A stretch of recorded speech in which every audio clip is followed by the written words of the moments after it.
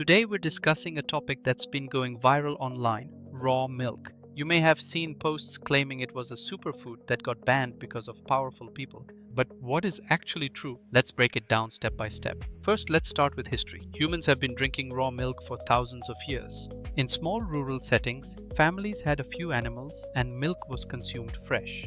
In those conditions, problems were less common. But things changed in the late 1800s, especially in big cities like New York. Milk production became industrial. Cows were often kept in poor conditions, crowded spaces, poor hygiene, and sometimes even fed waste from distilleries. This created a serious problem. The milk became contaminated. At that time, raw milk was linked to dangerous diseases like tuberculosis, typhoid, and brucellosis. Infant mortality was high and milk safety became a major public concern. So what was the solution? Pasteurization.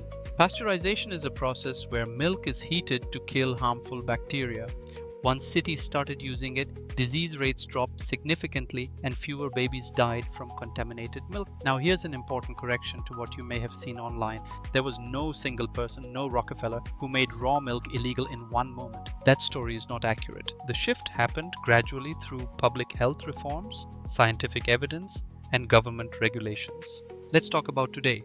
Modern dairy farms are very different. Standards are much higher. Some raw milk producers maintain clean environments, healthy, pasture-raised cows, regular bacterial testing. So yes, conditions today are better than in the past. But here's the key point. Even in clean conditions, raw milk can still carry harmful bacteria like E. coli, Salmonella, and Listeria. That's why health organizations recommend pasteurized milk, especially for children, pregnant women, and older adults. Another claim you might have seen is about digestion. Some people say raw milk is easier to digest because it contains enzymes like lactase.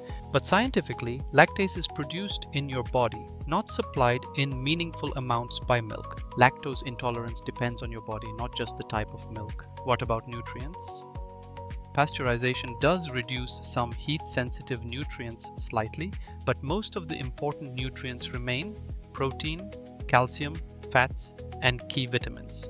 So it's not accurate to call pasteurized milk dead or useless. So what's the real conclusion? Raw milk has a long history. Industrial farming created real health risks in the past. Pasteurization helped solve a major public health problem and saved lives. Modern raw milk can be cleaner, but it still carries some risk.